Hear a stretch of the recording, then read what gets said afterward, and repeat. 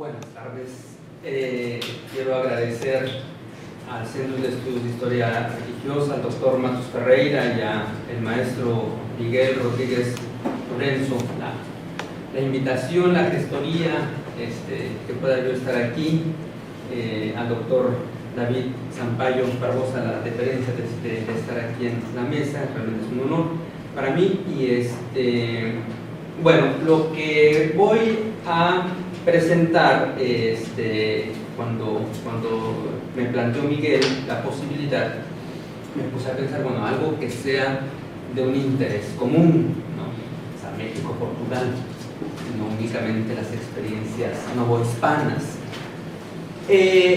Y el tema me ha venido haciendo interés porque el año pasado empecé a trabajar cuestiones del derecho canónico y me encontré con la presencia de muchos autores portugueses en la enseñanza del derecho canónico en la Nueva España, particularmente a partir del siglo XVII.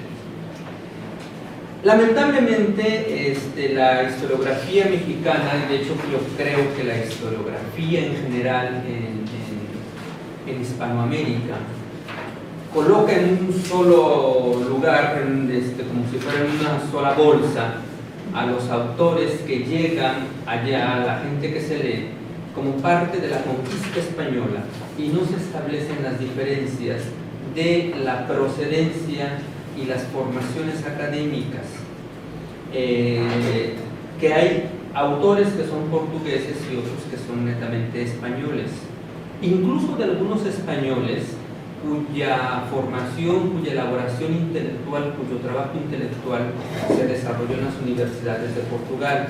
Caso específico, Martín Espiricueta Navarro, por ejemplo, ¿no?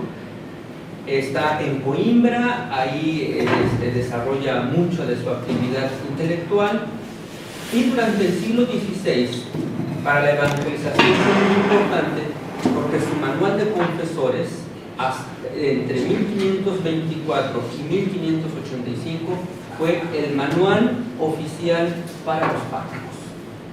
Y siempre se habla de Martín Espiricueta como un español y el pensamiento español, y realmente cuando vemos qué hay detrás de cada uno de estos autores, encontramos que no todo se genera en España.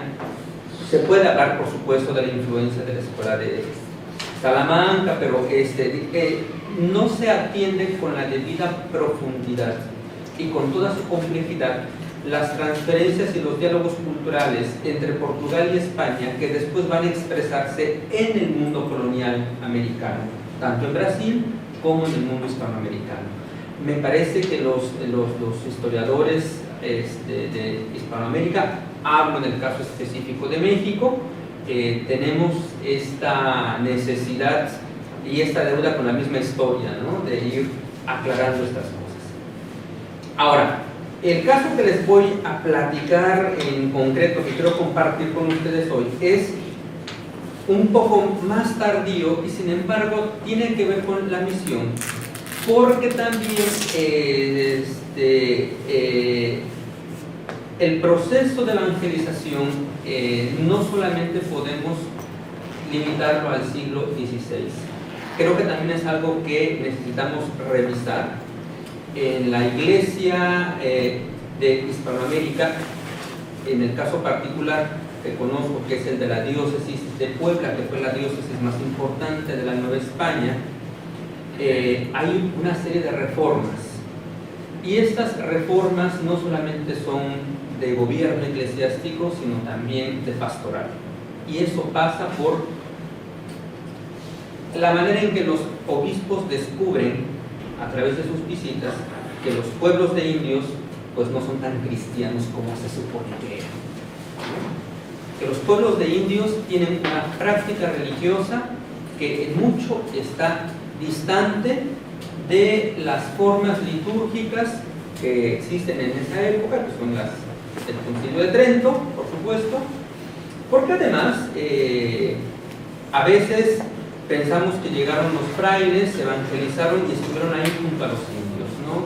Y la realidad era que los frailes estaban en los pueblos más importantes pero había lugares a los cuales cada 6 meses llegaba el fraile o el párroco. Entre esos 6 meses que ocurrían, la gente nace, se tenía que juntar, decidían casarse, la gente se muere y alguien tiene que ayudar con la práctica religiosa. Y para eso estaban estos indígenas que habían sido cristianizados, aquellos jovencitos, aquellos niños, hijos de los nobles indios, que los frailes llevaron a los conventos para convertirlos y que son los que ayudan con la administración de ciertas formas de culto y con el catecismo. Pero hay una nueva lectura, hay una reinterpretación desde la cosmovisión indígena de la cultura cristiana. Entonces, la república cristiana que pretenden construir los frailes a partir de esos principios utópicos que se dan en el siglo XVI, van a ser reinterpretados y va a dar sentido a nuevas formas de organización religiosa del mundo indígena. Muchas de ellas, hasta nuestros días, subsisten a lo largo de todo Latinoamérica. O sea, para la Iglesia Católica es un punto de preocupación las expresiones de lo que se llama religiosidad popular. A mí el término no me gusta, casi no lo uso, eso de religiosidad popular, pero bueno, sí, vamos, para decirlo con una frase, con una expresión que se usa mucho. Sigue siendo una situación pendiente, pero es esta expresión que se ha construido a lo largo de 5 siglos, ¿no? Bien. El obispo del que hablo en este caso, Manuel Fernández de Santa Cruz, él está como obispo a finales del siglo XVII. Y precisamente es en su época cuando se producen nuevos instrumentos de pastoral para apoyar una nueva misión entre los indígenas. A mediados del siglo XVII, en la Nueva España, en este conflicto entre las órdenes mendicantes, particularmente los franciscanos, los dominicos y los agustinos, contra los obispos, y en el caso de Puebla, especialmente con Juan de Palafox, el clero secular acusa a los frailes de no haber convertido y no haber cristianizado adecuadamente a los indios. Y entonces los párrocos dicen que hay muchas prácticas idolátricas y se escriben tratados para perseguir idolatrías de indios. Es decir, 100 años después de todo el proceso de misión, los párrocos se dan cuenta de que se han construido nuevas expresiones religiosas, por supuesto con las que ellos no están de acuerdo en lo absoluto, ¿no? O sea, son gente de su tiempo y no se podía pensar de otra forma. Y es precisamente esta época, este contexto, cuando está gobernando el obispo Manuel Fernández de Santa Cruz. Ahora, él encarga a uno de los más importantes pensadores de aquella época en la Nueva España, el padre jesuita Francisco de Florencia, que le compre lo más novedoso que hay sobre ciertos temas y ciertos autores portugueses. El padre Florencia lo nombraron los jesuitas, primero de la Nueva España y después de toda América, el procurador de aquellas provincias de la compañía ante Madrid y ante Roma. Entonces el padre Florencia pasa varios años aquí en Europa. Y el obispo Fernández de Santa Cruz le encarga estos libros. El padre Florencia atiende la petición y le envía una remesa de 102 títulos. En aquella época es una cantidad muy grande de libros escritos por portugueses o impresos en Portugal. Realmente la lista es muy interesante. Lógicamente no voy a dar lectura a la lista, ¿verdad? Pero lo que sí quiero señalar en primera instancia es que esta lista, como lo que mencionaba hace un momento, obliga nuevamente a revisar la presencia del pensamiento de los autores portugueses en Hispanoamérica, en el caso particular de la Nueva España, Les decía hace un momento la situación de los canonistas. O sea, existe la evidencia documental de que en el seminario de Puebla, que es el primer seminario tridentino que se erige en Nueva España, se enseña el derecho canónico también con autores portugueses, a Arias Pinelo, Gabriel Enríquez, entre otros, a pesar de que Juan de Palafox y Mendoza había escrito en contra de los portugueses, porque bueno, le tocó ser virrey durante el levantamiento de Portugal en contra del dominio de los españoles, ¿no? Y sin embargo, el obispo Manuel Fernández Santa Cruz no solamente impulsa esto, sino que además él pide libros de los portugueses porque quería estar enterado de lo que ocurría en el desarrollo, en el trabajo intelectual del mundo de Portugal. Pero es que además, el obispo Fernández Santa Cruz era el personaje eclesiástico con mayores relaciones universales, por decirlo de alguna forma, en ese momento, en el último tercio del siglo XVII en la Nueva España. Si bien es cierto que estaba el arzobispo de México, Aguiar y Seijas, que es una personalidad muy fuerte, Aguiar y Seijas vive su modelo episcopal en Tomás de Villanueva, entonces es el gran arzobispo de la caridad. Mientras que para Manuel Fernández Santa Cruz su modelo episcopal es Francisco de Sales. Ya había como que dejado de ser el modelo episcopal para los obispos no hispanos Carlos Borromeo, que fue la gran figura de Trento. Y Fernández de Santa Cruz, por fortuna se conserva su correspondencia, le preguntan, le informan, le platican cosas el arzobispo de Manila, agustinos y franciscanos que están en las misiones en Asia, el presidente de la Audiencia de Guatemala, el presidente de la Audiencia de Guadalajara, por supuesto el virrey de la Nueva España, los obispos de todo el virreinato de la Nueva España le consultan cosas. Entonces es un hombre que debe estar suficientemente informado, pero también es un hombre que es un gran intelectual, porque si bien no hay muchas obras de él, más bien yo creo que hay una, aparte de alguno que otro sermón por ahí, es un individuo que su pasión es la Sagrada Escritura. De hecho, la obra que publicó son unas antilogias, es decir, sobre la Sagrada Escritura, comenta precisamente el Pentateuco completo, el libro de Ruth, el de Josué, Jueces y Números. Y viendo la cita de autoridades, bueno, el hombre cita inclusive a los cabalistas para hablar, por ejemplo, de Lilith, ¿no? O sea, se formó en Salamanca y después en la Universidad de Segovia, donde se doctoró en teología.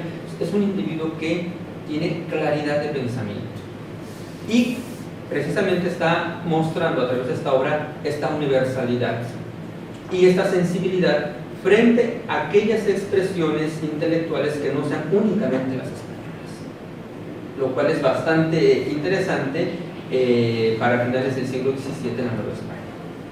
Y en el seminario pues se está enseñando el derecho canónico con autores también de Portugal. Por eso cuando por fortuna encontré esta lista de libros que encarga expresamente el arzobispo sobre autores portugueses, pues sí me llamó mucho la atención y empezando a hurgar, a investigar sobre el tema, es como me voy dando cuenta que hay una perspectiva muy amplia. Ahora, no es esta la única liga que podemos encontrar en esta época y donde el obispo Fernández de Santa Cruz está presente. Tenía un interés particular en la obra del padre Vieira y de hecho él es quien publica la crítica que hace Sor Juana Inés de la Cruz al padre Vieira, o sea, sin pedirle autorización a la religiosa. Cuando ella le da su trabajo, él se encarga de publicarlo, un comentario que suscitó debate en aquella época tanto en España como en Hispanoamérica, incluso hasta el Perú. Y también hay por ahí un trabajo de unos versos que componen unas religiosas portuguesas inspiradas y dedicadas a Sor Juana después de haber muerto. De hecho son 2 décadas después cuando lo escriben. Está bajo el seudónimo como grupo de la Soberana Asamblea de la Casa del Placer, que escribieron a partir de la lectura de las obras de Sor Juana, y entre ellas las que escriben Sor Feliciana María de Milao, Sor María do Seu y Sor María das Saudades, ¿no? Que escriben sobre, o sea, donde observamos que están conociendo la obra de Sor Juana. Entonces, me parece que estos vínculos son mucho más estrechos de lo que podríamos pensar. En concreto, sobre los libros que le llegan, que pide el obispo Fernández de Santa Cruz, es sobre lo que voy a leerlo para no dispersarlo. La solicitud hecha expresamente por el obispo al jesuita, me refiero al padre Florencia, refiere su reconocimiento y respeto por el pensamiento portugués, remontando con mucho el rechazo y desconfianza generada 40 años atrás, cuando los portugueses se levantaron contra el dominio español. La actitud del obispo Fernández dista mucho de la que tuvo Juan de Palafox, quien llegó a escribir en contra de los portugueses, incluso los acusó de ser propensos al protestantismo, ¿no? ¿De dónde nació el interés de Fernández de Santa Cruz? Además de ese reconocimiento al quehacer intelectual lusitano, las relaciones del prelado pues eran mucho más amplias, que son las que dije. En síntesis, para la formación de clérigos, para dar respuesta a las consultas que le llegaban de todo el sistema imperial español, para su propia vida espiritual, para mantenerse al día del quehacer de las ciencias sagradas en una nación católica y para construir sus propios discursos, de todo ello tenía amplia necesidad y es palpable en la selección de materias y autores. El siglo XVII vio surgir una pléyade de escritores portugueses en materias religiosas. No los voy a mencionar, ustedes los conocen mucho mejor que yo. Entonces, paso directamente a lo que adquiere el obispo de Puebla. Entre los textos que de Lisboa llegaron a Puebla, sobresalen los de carácter geográfico y panegírico, es decir, textos sobre modelos de virtudes en el ejercicio de cualquier estado, concepto fundamental en aquella época, sobre todo porque en los manuales de confesores se insistía mucho que el cumplimiento de los deberes de Estado, ¿no? Hay un texto que el Tercer Concilio Provincial Mexicano, de un siglo atrás, 1585, es el único, aparte de los decretos y los estatutos, que crea, ¿no?, los deberes en el cumplimiento del Estado, cada quien de acuerdo a su lugar y a su papel que juega en la sociedad.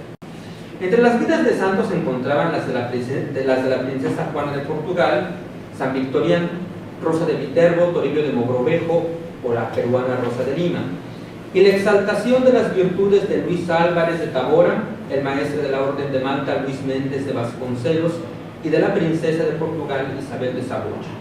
Es interesante percibir que la imprenta portuguesa elaboraba historias de santos sobresalientes en la Iglesia de la América Hispana. O sea, esto a finales del siglo XVII, cuando se había terminado ya esta vinculación política, ¿no?, entre Portugal y España.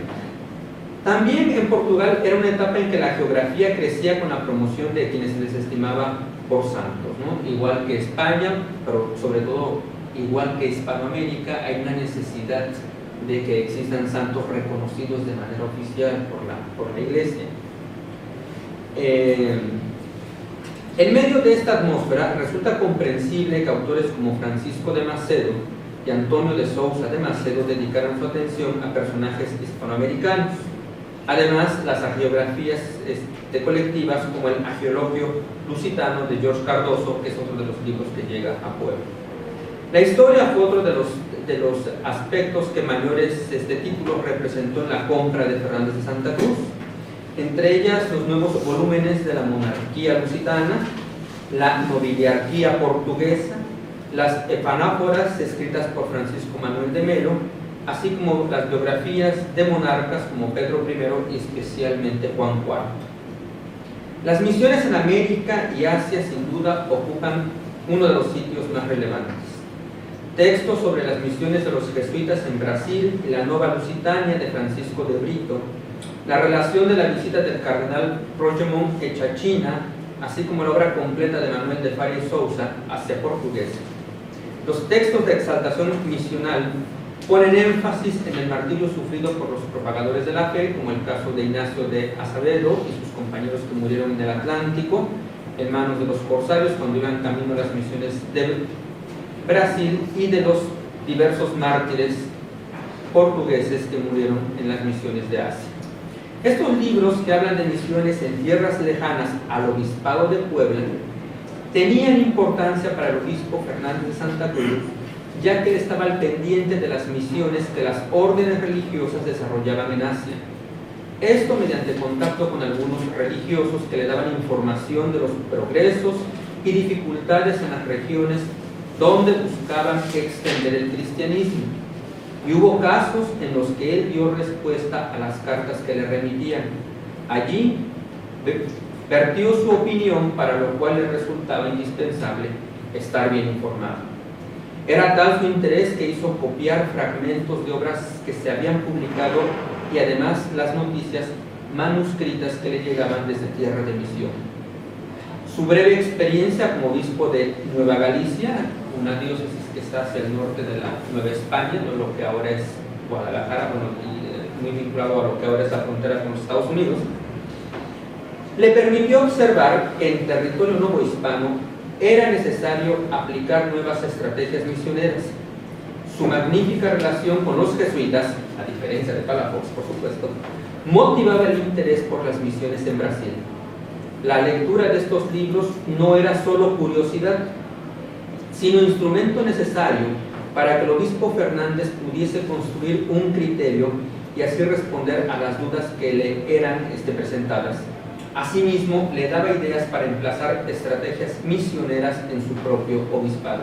Y es que realmente creo que los obispos de la segunda mitad del siglo XVII, a partir de toda esta corriente que se da cuando se denuncia que los frailes de las órdenes mendicantes no habían cristianizado correctamente a los indios, los obispos empiezan a desarrollar nuevas estrategias de misión, lo cual también en términos teológicos valdría la pena retomar una idea que está ahora de que la misión debe ser permanente. Ahí habría que ver hasta dónde los obispos, digo, sin hacer análisis históricos y temporales, porque bueno, ahí rompemos el principio histórico, pero habría que revisar en los textos de los propios obispos cuáles son las ideas que están presentes, ¿no? Porque como que generalmente se les ve como agentes políticos, entonces a veces perdemos de vista la formación teológica. Y bueno, aquí los libros que está adquiriendo Fernández de Santa Cruz precisamente van en este sentido, apuntalar su formación religiosa y poder dar respuesta a las necesidades pastorales de su momento. Hay obras que tienen que ver con este renacer que tuvo el agustinianismo en el siglo XVI, entonces hay obras también que se adquieren con este sentido. En el rubro de la teología siempre resulta complejo cualquier tipo de intento por clasificar las obras, sobre todo en una época en que la teología moral era sumamente juridicista. De la teología fundamental llegaron lógicamente textos del pensamiento sobre Santo Tomás de Aquino, ¿no? O sea, eso es obligado en cualquier compra de libros de teología. Y hay por ahí un texto interesante que hace una comparación entre el pensamiento de Tomás de Aquino y el de Duns Scotus. En materia de teología moral destacan los manuales de Benito Pereira, uno de ellos ajustado al derecho portugués. En la línea pastoralista hay varios títulos relativos a la figura del párroco y la cura de almas, especialmente para administrar el sacramento de la confesión. Los modelos del quehacer en la oratoria sagrada llegaron con los escritos de Manuel do Sepulcro, Domingo de Santo Tomás, Cristóbal de Almeida y Felipe da Rocha, a los cuales se deben sumar los libros de espiritualidad que, además de contribuir a la piedad individual del obispo, le proporcionaron argumentos para sus sermones y para guiar la muy delicada, pero eso sí, muy intensa correspondencia que sostenía con las monjas. Sobre aspectos del culto divino solamente hay dos obras, aunque muy significativas: la de Francisco Macedo sobre el pan ácimo y el internacionalmente conocido Manual de Ceremonias de Juan de Brito.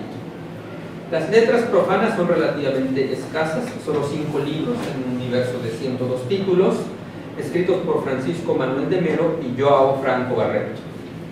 Grandes e importantes nombres están en esta nominal de libros, producto de una concienzuda y depurada elección del padre Florencia, quien a través de los jesuitas portugueses, porque lo dicen las cartas que tienen entre él y Manuel Fernández de Santa Cruz, estaba enterado de quiénes eran las plumas más recomendables para las materias de interés del obispo de Puebla. El agustino Fray Francisco Santo Agustino de Macedo es de quien más títulos consiguió Florencia para Fernández de Santa Cruz, y sin duda esto fue por encargo expreso del prelado, ya que este religioso destacó además por sus escritos bíblicos, y como mencionaba hace un momento, Santa Cruz, su gran obra fue precisamente sobre Sagrada Escritura. Solo hay una novedad escrita por el padre Antonio Vieira, pero eso no significa que no tuviera interés. Hay otras cartas donde se habla de manera constante que el padre Florencia le está enviando lo último que está sacando Vieira, se lo está enviando a Santa Cruz, ¿no?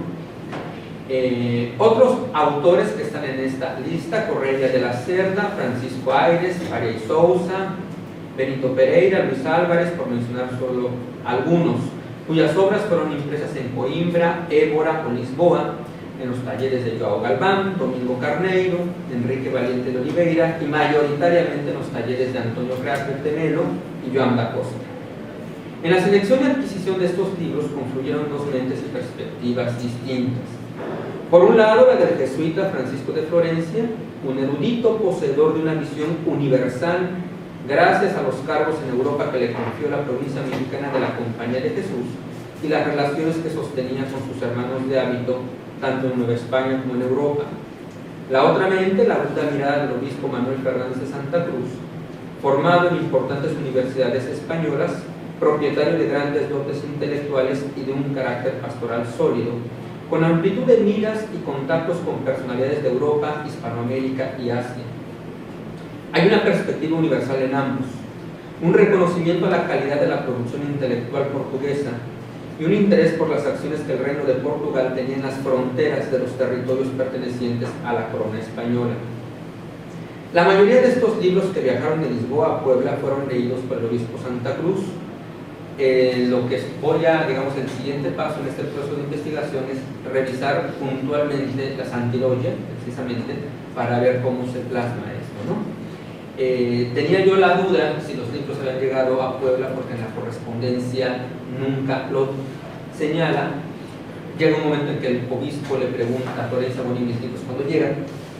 Entonces yo dije, bueno, como en el mar se quedaban siempre muchas cosas, pero por fortuna, revisando los fondos de las bibliotecas antiguas de Puebla, están los libros. Bueno, están no todos, pero están los libros, y hay dos de ellos que expresamente dicen que pertenecieron al obispo Fernández de Santa Cruz, y de los otros 18 que localicé está el sello que pertenecieron al seminario.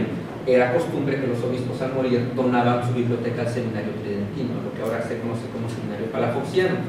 Lo cual, y además están las ediciones que corresponden al momento en el que Florencia compró los libros, ¿no? Entonces, sin duda eran esos los libros que llegaron.